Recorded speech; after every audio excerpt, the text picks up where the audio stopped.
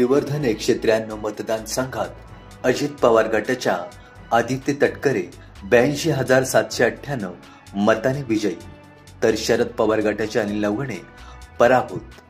आदित्य तटकरे यांना 1,16,050 मते पडली, तर अनिल नवघणे यांना 33,252 मते पडली असून नोटा 3,375 पडली आहेत. श्रीवर्धनमध्ये पुन्हा तटकरे घराणेशाहीचा विजय झाला आहे.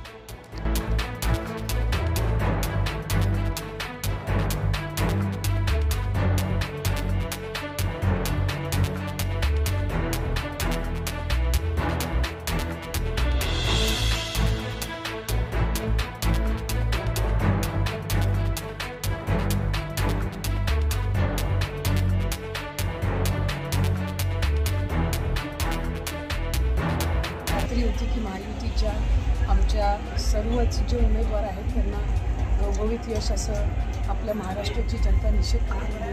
ज्या पद्धतीनं तळागाळातील लोकांसाठी, दुर्गम भागातील लोकांसाठी, जनतेसाठी ज्या योजना आम्ही राबवल्या, ज्या पद्धतीनं विकासात्मक दृष्टीने राज्य पुढे नेण्याचं एक उद्दिष्ट महायुतीच्या सरकारने ठेवलं आणि त्याला खऱ्या अर्थानं पाठबळ किंवा पसंती ही आपल्या राज्याच्या जनतेने दिली.